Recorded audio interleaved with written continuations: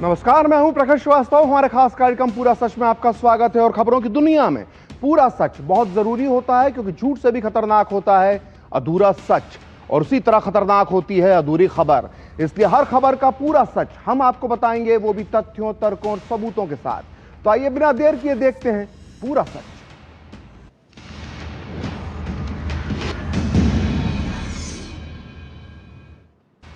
तो कुछ तारीखें ऐसी होती हैं जिन्हें इतिहास से कभी नहीं मिटाया जा सकता है, और आज 27 अक्टूबर ऐसी ही एक तारीख है।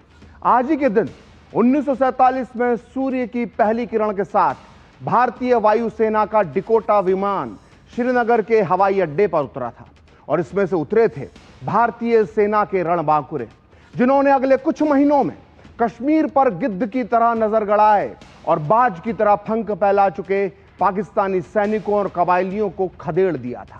इसलिए आज हम आपको पूरा सच में आजादी के बाद भारतीय सेना द्वारा दिखाए गए पहले शौर्य की पूरी दास्तां सुनाएंगे, लेकिन साथ ही आपको बताएंगे कि आखिर इस शौर्य के बाद भी 1/3 कश्मीर आज भी पाकिस्तान के कब्जे में क्यों है।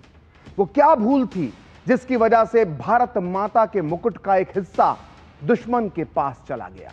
सवाल यह भी उठेगा कि 27 अक्टूबर 1947 से पहले ही भारत की सेना कश्मीर क्यों नहीं भेजी गई, यह देरी क्यों हुई और कौन है इसका जिम्मेदार। तो आज का हमारा यह अंक बहुत ज्ञानवर्धक होने वाला है, तो इसीलिए बिना देर किए देखते हैं पूरा सच पूरे विस्तार के साथ। तो जब सीमा पर खतरे के बादल मंडरा रहे हों और दुश्मन की नीयत संदिग्ध लगी दिखे, तब सबसे आगे बढ़कर जो जवान मातृभूमि की रक्षा के लिए सीना तान कर खड़े होते हैं, वही हैं भारतीय इन्फेंट्री के सिपाही। और आज पूरा देश भारतीय सेना के सबसे जाबाज और साहसी अंग इन्फेंट्री के शौर्य को नमन कर रहा है, क्योंकि 27 अक्टूबर भारतीय सैन्य इतिहास का स्वर्णिम अध्याय है, स्वर्णिम दिन है। आज ही के दिन 1947 में भारतीय सेना ने जम्मू कश्मीर की रक्षा के लिए जो साहसिक कदम उठाया था, उसने न केवल श्रीनगर को बचाया, बल्कि जम्मू कश्मीर को भारत का अभिन्न हिस्सा बनाए रखने में निर्णायक भूमिका भी निभाई। और इसी शौर्य को नमन करने के लिए 79वें इन्फेंट्री डे के मौके पर थल सेना प्रमुख जनरल उपेंद्र द्विवेदी दिल्ली राष्ट्रीय समर स्मारक पहुंचे और देश की रक्षा में सर्वोच्च बलिदान देने वाले वीर जवानों को श्रद्धांजलि अर्पित की। दरअसल जम्मू कश्मीर में करीब 78 साल पहले एक आतंकी और बर्बर हमला हुआ था। उस समय पाकिस्तान समर्थित कबायली हमलावर जम्मू कश्मीर में गहराई तक प्रवेश कर चुके थे और श्रीनगर की तरफ बढ़ रहे थे। तभी 27 अक्टूबर 1947 की सुबह करीब 5 बजे भारतीय वायुसेना के डकोटा विमान ने दिल्ली से उड़ान भरी, जिसमें सिख रेजिमेंट के बहादुर सैनिक सवार थे। यह जम्मू कश्मीर पहुंचने वाली भारतीय सेना की पहली टुकड़ी थी, जिसने पाकिस्तान समर्थित कबायली हमलावरों से घाटी की रक्षा की जिम्मेदारी संभाली। 1 सिख रेजिमेंट के जवानों ने जान की बाजी लगाकर न सिर्फ श्रीनगर हवाई अड्डे की सुरक्षा सुनिश्चित की, बल्कि आगे बढ़ते हुए बारामूला की तरफ दुश्मनों से मोर्चा संभाला और 3/4 कश्मीर को दुश्मन के हाथों में जाने से हमेशा हमेशा के लिए बचा लिया। तो आज ही के दिन 78 साल पहले भारतीय सेना ने पराक्रम दिखाते हुए पाकिस्तानी सेना और कबायलियों को कश्मीर से खदेड़ना शुरू किया था। लेकिन बड़ा सवाल यह है कि क्या वजह थी कि कबायलियों की सेना 27 अक्टूबर 1947 तक श्रीनगर की सीमा तक पहुंच गई थी। क्या भारत अपनी सेना थोड़ी और पहले नहीं भेज सकता था? यही वजह है कि आज पीओके जो पाकिस्तान के कब्जे में है, उसे लेकर बार बार भारत के पहले प्रधानमंत्री जवाहरलाल नेहरू को जिम्मेदार बताया जाता है। यह कहा जाता है कि अगर पंडित नेहरू देरी नहीं करते तो आज पूरा कश्मीर भारत का हिस्सा होता। आखिर इसका पूरा सच क्या है, इसकी पड़ताल भी करना बहुत जरूरी है। तो देखिए, तो ये तो हम सब जानते हैं और हमें बताया भी गया है कि कैसे 22 अक्टूबर 1947 में पाकिस्तान ने कश्मीर पर हमला किया और फिर 26 अक्टूबर को कश्मीर के महाराजा हरि सिंह ने विलय का पत्र दिल्ली भेजा और 27 अक्टूबर को विलय पत्र पर हस्ताक्षर होने के बाद भारत सरकार ने इस दिन इस पर मोहर लगा दी और कश्मीर भारत का अभिन्न हिस्सा बन गया। लेकिन ये इतिहास जो हमें बताया गया है यह अधूरा है। हमें यह कभी नहीं बताया गया कि कश्मीर का भारत में बहुत पहले ही विलय हो सकता था, और अगर यह विलय पहले ही हो जाता तो 1/3 कश्मीर जो आज पाकिस्तान के कब्जे में है उस पर आज तिरंगा लहरा रहा होता। देखिए, भारत जब आजाद हो गया तो रियासतों का मंत्रालय सरदार पटेल को सौंपा गया, जिनका काम रियासतों का भारत में विलय करना था। लेकिन कश्मीर का मामला खुद प्रधानमंत्री नेहरू ने अपने हाथ में रखा। कश्मीर के महाराजा हरि सिंह नेहरू पर बिल्कुल भी भरोसा नहीं करते थे। उन्हें पता था कि कश्मीर को, अगर नेहरू को कश्मीर पूरी तरह से मिल जाएगा तो उसकी सत्ता पर अपने दोस्त शेख अब्दुल्ला को वो इस पर बिठा देंगे, जो महाराजा को बिल्कुल भी मंजूर नहीं था। लिहाजा वो कश्मीर का भारत में विलय करने से थोड़ा हिचक रहे थे। इसी बीच पाकिस्तान ने कश्मीर हड़पने के लिए अपनी तैयारियां शुरू कर दी। सितंबर 1947 के अंत तक यह खुफिया जानकारी नेहरू तक भी पहुंच गई। उन्होंने पाकिस्तानी हमले से 25 दिन पहले, जी हां, पाकिस्तानी हमले से 25 दिन पहले नेहरू ने 27 सितंबर 1947 को सरदार पटेल को एक पत्र लिखा। इस पत्र में नेहरू ने साफ साफ पाकिस्तानी हमले की आशंका जताई, लेकिन बार बार इस पत्र में उन्होंने एक ही बात दोहराई कि महाराजा हरि सिंह को शेख अब्दुल्ला को रिहा कर देना चाहिए और सत्ता में भागीदारी देना चाहिए, तभी कश्मीर का भारत में विलय हो सकता है। नेहरू का यह पत्र छपा है selected works of Jawaharlal Nehru की सीरीज 2 के वॉल्यूम 4 के पेज नंबर 263 पर। इस पत्र में नेहरू सरदार पटेल को लिखते हैं कि खुफिया रिपोर्ट के आधार पर यह साफ है कि कश्मीर की स्थिति बहुत ही खतरनाक है। मुस्लिम लीग के नेता पंजाब और उत्तर पश्चिम सीमा प्रांत के रास्ते कश्मीर में घुसपैठ की तैयारी कर रहे हैं। नेहरू आगे लिखते हैं कि सर्दियों में जब कश्मीर पूरे भारत से अलग थलग पड़ जाता है तब पाकिस्तान का कोई बड़ा एक्शन लेने का प्लान है। मुझे शक है कि महाराजा हरि सिंह की सेना अपने दम पर और बिना जन समर्थन के मुकाबला कर पाएगी।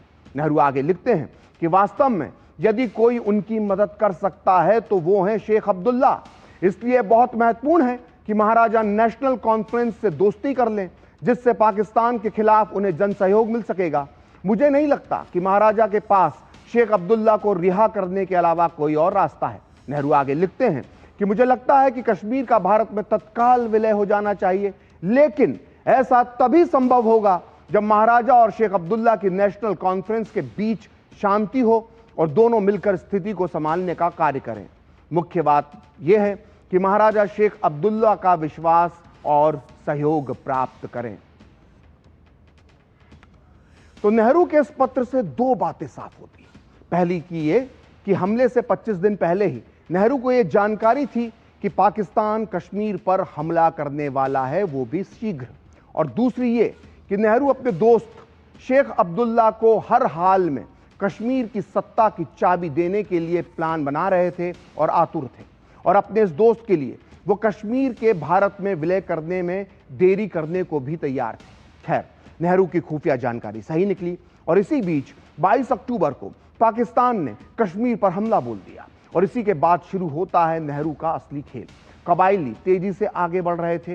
ये देखते हुए महाराजा हरि सिंह ने 24 अक्टूबर 1947 को ही जम्मू कश्मीर के उप प्रधानमंत्री रामलाल बत्रा को विलय पत्र लेकर दिल्ली भेज दिया था। आप सोच रहे होंगे कि जब 24 अक्टूबर को ही महाराजा हरि सिंह का विलय पत्र दिल्ली आ गया था तो इसे उसी समय स्वीकार क्यों नहीं कर लिया गया और उसी दिन भारतीय सेना श्रीनगर क्यों नहीं भेज दी गई? आखिर 3 दिन की देरी क्यों की गई?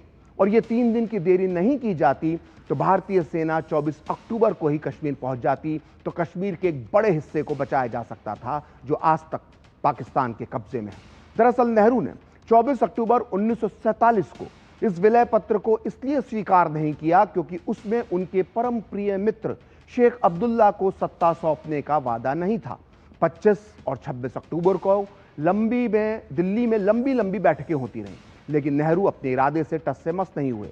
आखिरकार बहुत जोर देने पर नेहरू ने वीपी मेनन को 26 अक्टूबर को श्रीनगर भेजा और साथ ही उन्हें जम्मू कश्मीर के प्रधानमंत्री मेहर चंद महाजन को दिल्ली लाने के लिए बोला। इसके बाद क्या हुआ, इसका जिक्र खुद मेहर चंद महाजन ने अपनी आत्मकथा लुकिंग बैक में किया है। जस्टिस मेहर चंद महाजन बाद में जाकर भारत के तीसरे मुख्य न्यायाधीश भी बने, इसलिए उनकी लिखी बातों पर कोई सवाल नहीं उठा सकता। जस्टिस मेहर चंद महाजन अपनी आत्मकथा लुकिंग बैक में लिखते हैं कि वीपी मेनन मुझे अपने साथ दिल्ली ले जाने के लिए आए थे। मैंने उन्हें बताया कि हमने अपने उप प्रधानमंत्री रामलाल बत्रा को पहले ही विलय पत्र लेकर दिल्ली भेज दिया है। मेनन ने मुझे बताया कि मेरे दिल्ली आए बिना कश्मीर को सैनिक मदद मिलना मुश्किल है। मेहरचंद महाजन आगे लिखते हैं, दिल्ली पहुंचने पर मैंने बताया कि कबायली श्रीनगर की तरफ बढ़ रहे हैं, इसलिए कश्मीर को तत्काल सैनिक मदद दी जाए। मैंने भावुक होकर कहा कि श्रीनगर को विनाश से बचाया जाना चाहिए। इस पर प्रधानमंत्री नेहरू ने कहा कि कोई बात नहीं, अगर कबायलियों ने श्रीनगर पर कब्जा कर भी लिया तो भारत इतना ताकतवर है कि वो उसे वापस छुड़ा लेगा। नेहरू की ये बात सुनकर मैंने सोचा कि श्रीनगर को तो वापस छुड़वा लिया जाएगा, लेकिन जो विनाश होगा उसकी भरपाई आखिर कौन करेगा। मेहरचंद महाजन आगे लिखते हैं, लेकिन फिर भी मैं सैनिक सहायता की मांग पर अड़ा था और नेहरू अपनी बात पर अड़े हुए थे। तो सोचिए, नेहरू अगर ये 3 दिन की देरी नहीं करते तो भारतीय सेना 24 अक्टूबर को ही कश्मीर पहुंच जाती और हजारों हजार जानें बचाई जा सकती थी। यहां तक कि पाकिस्तान के कब्जे में आ गए कई कश्मीरी इलाके भी आज भारत के पास होते। नेहरू के घर पर हो रही सनसनीखेज बैठक के बारे में जम्मू कश्मीर के तत्कालीन प्रधानमंत्री जस्टिस मेहरचंद महाजन ने अपनी आत्मकथा लुकिंग बैक में जो आगे लिखा है वो और भी चौंकाने वाला है। उन्होंने बताया है कि नेहरू को विलय पत्र पर विलय के लिए मनाने के लिए उन्हें धमकी तक का सहारा लेना पड़ा। जस्टिस महाजन ने अपनी आत्मकथा में लिखा है कि पाकिस्तानी कबायली श्रीनगर के दरवाजे तक पहुंच चुके थे, लेकिन नेहरू शेख अब्दुल्ला को सत्ता में भागीदार बनाने की शर्त पर ही विलय स्वीकार करना चाहते थे। तब मैंने नेहरू से कहा कि हमारे विलय के प्रस्ताव को स्वीकार कर कश्मीर को सैनिक मदद दीजिए और शेख अब्दुल्ला की नेशनल कॉन्फ्रेंस को सत्ता सौंप दीजिए, लेकिन कल तक श्रीनगर में भारतीय सेना पहुंच जाना चाहिए, नहीं तो मुझे श्रीनगर को विनाश से बचाने के लिए जिन्ना के पास जाकर समझौता करना होगा। तो दरअसल कश्मीर के तत्कालीन प्रधानमंत्री मेहरचंद महाजन ने यह धमकी मजबूरी में दी थी। वो कश्मीर की मासूम जनता को पाकिस्तानी सेना से बचाना चाहते थे। पाकिस्तानी सेना उस समय तेजी से आगे बढ़ रही थी और आम लोगों का कत्लेआम कर रही थी। इसके बाद भी महाजन को नेहरू से मदद की कोई उम्मीद तक नहीं मिल पा रही थी। इस बैठक में आगे क्या हुआ, इस बारे में मेहरचंद महाजन अपनी आत्मकथा लुकिंग बैक में आगे लिखते हैं कि मेरी बात सुनकर नेहरू परेशान हो गए और उन्होंने मुझसे गुस्से में कहा, महाजन गो अवे, चले जाओ महाजन। इसका मतलब यह होता है। महाजन ने आगे लिखा, मैं उठा और कमरे से बाहर निकलने ही वाला था कि सरदार पटेल ने मुझे रोकते हुए मेरे कान में कहा कि महाजन आप पाकिस्तान नहीं जा रहे हैं। तभी कागज का एक टुकड़ा नेहरू की तरफ बढ़ा दिया गया। नेहरू ने उसे पढ़ा और ऊंची आवाज में कहा कि शेख साहब भी यही मानते हैं। शेख अब्दुल्ला बैठक वाले कमरे से सटे एक दूसरे कमरे में थे और हमारी सारी बातें सुन रहे थे। महाजन आगे लिखते हैं कि इस पर्ची को पढ़ते ही प्रधानमंत्री नेहरू का रुख बदल गया। दरअसल इस बैठक के दौरान शेख अब्दुल्ला नेहरू के घर में ही मौजूद थे और बैठक में हो रही सारी बातें सुन रहे थे। और जब शेख अब्दुल्ला ने देखा कि कश्मीर की सत्ता उनके हाथ से फिसल रही है तो उन्होंने एक पर्ची नेहरू तक पहुंचाई और नेहरू को समझाया कि सेना भेज देने में ही भलाई है। अगर आपको फिर भी जम्मू कश्मीर के तत्कालीन प्रधानमंत्री और बाद में जाकर इस देश के चीफ जस्टिस बने मेहरचंद महाजन की बात पर यकीन नहीं हो रहा है तो फिर आपको नेहरू सरकार में उनके कैबिनेट में शामिल रहे मंत्री रहे एनबी गाडगिल की पुस्तक गवर्नमेंट फ्रॉम इनसाइड पढ़ना चाहिए। अपनी आत्मकथा के पेज नंबर 61 पर गाडगिल ने इस घटना की पुष्टि की है। वो लिखते हैं कि कश्मीर के महाराज हरि सिंह कश्मीर का भारत में विलय चाहते थे, लेकिन सच तो यह है कि उन्हें नेहरू ने उस समय कश्मीर के विलय के लिए ज्यादा उत्साह नहीं दिखाया। बाद में जब कश्मीर के प्रधानमंत्री मेहरचंद महाजन ने भी नेहरू को कश्मीर के विलय को स्वीकार करने के लिए कहा, तब भी नेहरू टस से मस नहीं हुए। नेहरू शेख अब्दुल्ला के मन की बात जानना चाहते थे। अंत में जब शेख अब्दुल्ला ने उनसे विलय स्वीकार करने की अपील की तब नेहरू माने। महाराजा हरि सिंह ने वो सब कुछ किया जो नेहरू ने मांगा था।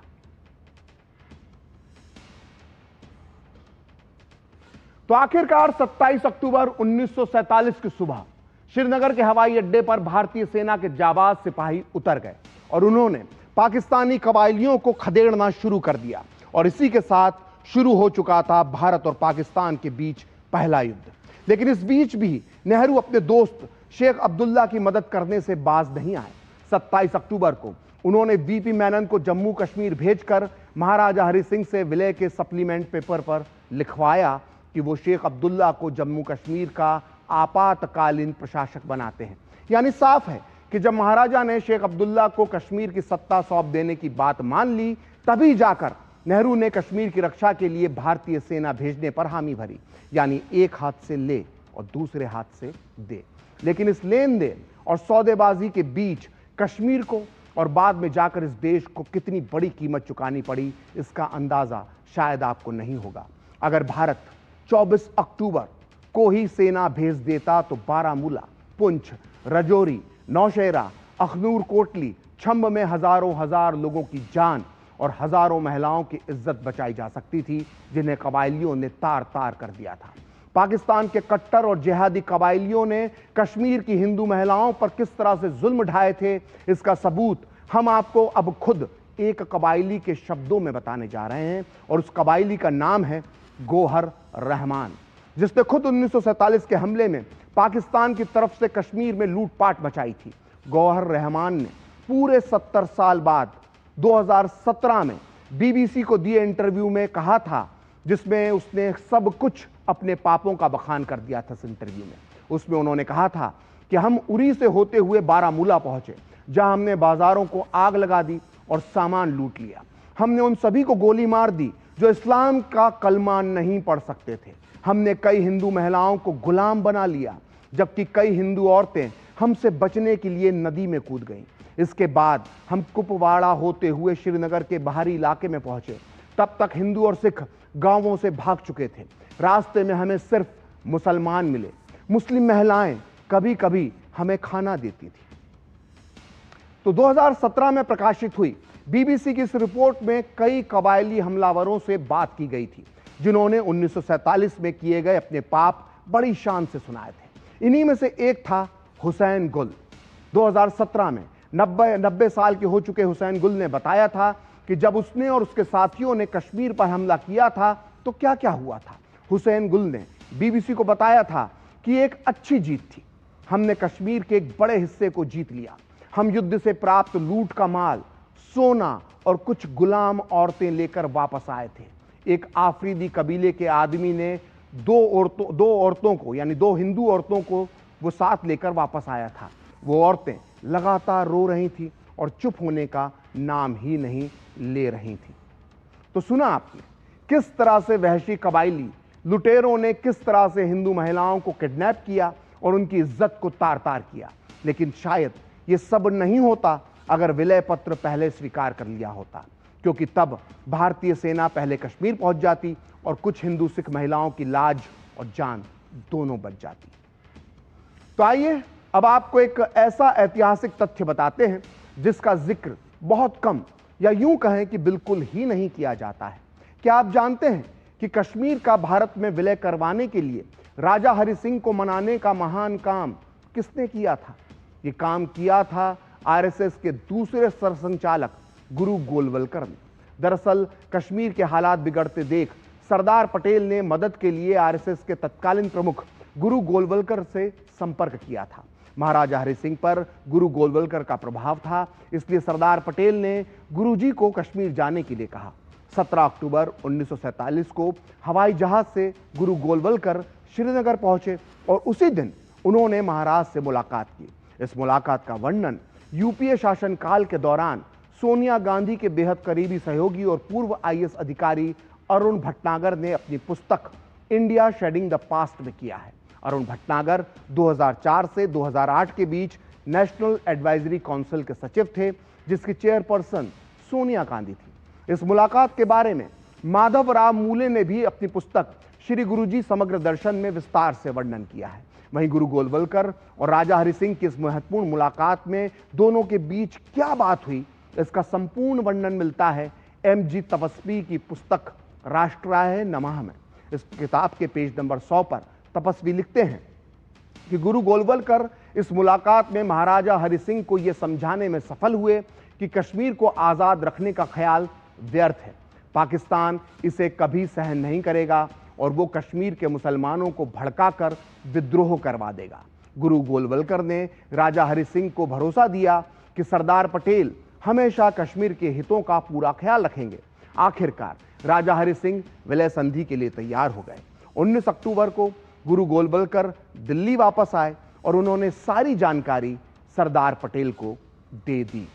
तो सोचिए, दिन भर आरएसएस को पानी पी पी कर कोसने वाले वामपंथी इतिहासकारों ने कितनी आसानी से गुरु गोलवलकर के इस योगदान को इतिहास की किताबों से मिटा दिया।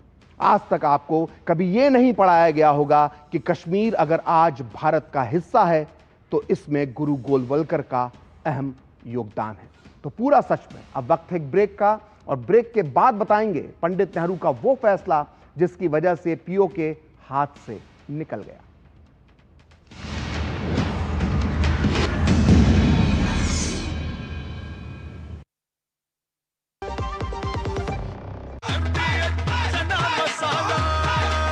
अब छोलिया हो या लोबिया, सफेद चने या काले चने, सब कुछ मजेदार बने।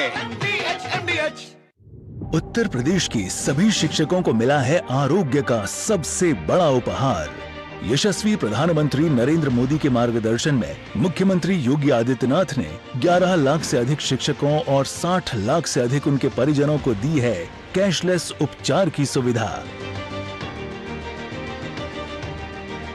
प्राथमिक एवं उच्च प्राथमिक विद्यालयों के शिक्षक, अशासकीय सहायता प्राप्त विद्यालय एवं महाविद्यालयों के शिक्षक, स्ववित्त पोषित विद्यालय और महाविद्यालयों के शिक्षकों के साथ ही शिक्षा मित्र, अनुदेशक, रसोइया और उनके परिवारों को मिलेगा निःशुल्क उपचार का लाभ। देश का भविष्य गढ़ने वाले 81 शिक्षकों को मुख्यमंत्री शिक्षक सम्मान एवं शिक्षा मित्रों और अनुदेशकों का मानदेय बढ़ाने के उद्देश्य से किया गया है एक उच्च स्तरीय कमेटी का गठन। गुरुजनों का सम्मान, सशक्त राष्ट्र की पहचान, काम दमदार, डबल इंजन सरकार। गोल्डी छोले मसाले जहाँ जाए रिश्ते बनाए। गोल्डी लाए हैं फ्रेश लॉक टेक्नोलॉजी जो रखे मसालों को हर समय फ्रेश। जब धरती चीर कर निकलता है लोहे का पत्थर और मिलता है मोंगिया के जोश से, फिर तपता है, पिघलता है और बनता है फौलाद। अब होता है सरिया सारी खूबियों के साथ। मोंगिया स्टील, मजबूत देश का मजबूत सरिया। आपके घर के खाने में रेस्टोरेंट जैसा स्वाद ले आए MDH का शाही पनीर मसाला। पनीर को क्या मस्त बना डाला।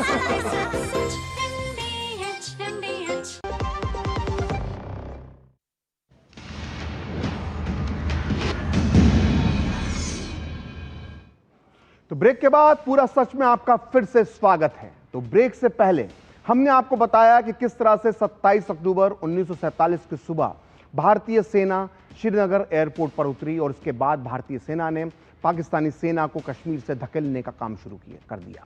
अगले एक साल में भीषण संघर्ष के बाद भारतीय सेनाओं ने लेह, लद्दाख, कारगिल, द्रास, पुंछ, रजौरी, उड़ी, बारामूला, नौशहरा जैसे इलाकों पर कब्जा कर लिया था। दिसंबर 1948 तक आते आते भारतीय सेना बहुत तेजी से मुजफ्फराबाद की तरफ बढ़ रही थी। ये वही शहर है जो आज पीओके की राजधानी है। लेकिन भारतीय सेना इस आखिरी किले को ढहाती, पाकिस्तान को घुटने पर लाती, इसके पहले ही 1 जनवरी 1949 को यूनाइटेड नेशन के प्रेशर में, दबाव में तत्कालीन प्रधानमंत्री नेहरू ने युद्ध विराम यानी सीज फायर का ऐलान कर दिया। युद्ध के मैदान में तेजी से आगे बढ़ रही भारतीय सेना को इस फैसले से बहुत धक्का लगा और एक संभावित जीत से उन्हें वंचित कर दिया गया।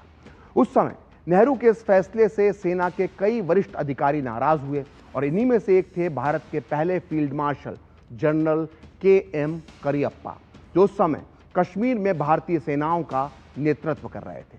फील्ड मार्शल करियप्पा के सामने नेहरू ने यह खुद माना था कि उन्होंने सीज फायर करके एक बहुत बड़ी भूल की है, और यह खुलासा हुआ है फील्ड मार्शल करियप्पा की इस जीवनी में जो इस वक्त मेरे हाथ में है। और इस जीवनी को लिखा है उनके बेटे एयर मार्शल AC करियप्पा ने, जो खुद एक बहुत बड़े सैनिक रहे। वो अपने पिता फील्ड मार्शल करियप्पा की जीवनी में लिखते हैं कि 1948 में भारतीय सेना पूरी तरह से तैयार थी और उसे पूरा भरोसा था कि वो कश्मीर के अधिकांश हिस्से से पाकिस्तानियों को खदेड़कर फिर से कब्जा कर लेगी। लेकिन 31 दिसंबर 1948 की मध्य रात्रि को युद्ध विराम के आदेश आ गए। तब जनरल करियप्पा ने कहा था कि सेना बहुत निराश थी, लेकिन आदेश तो आदेश होते हैं। कुछ साल बाद जनरल करियप्पा ने नेहरू से युद्ध विराम का कारण पूछा, तब नेहरू का जवाब था कि संयुक्त राष्ट्र सुरक्षा परिषद यानी यूएनएससी ने कहा कि अगर हम आगे बढ़ते हैं तो इससे युद्ध छिड़ सकता है। इसलिए यूएनएससी के अनुरोध के बाद हम युद्ध रोकने पर, युद्ध विराम पर सहमत हो गए। तो ये बातें नेहरू ने करियप्पा से कही थी। और नेहरू ने फिर आगे करियप्पा से कहा कि सच कहूं तो पीछे मुड़कर देखने पर मुझे यह लगता है कि हमें आपकी सेना को, यानी करियप्पा की सेना को 10 या 15 दिन और देने चाहिए थे।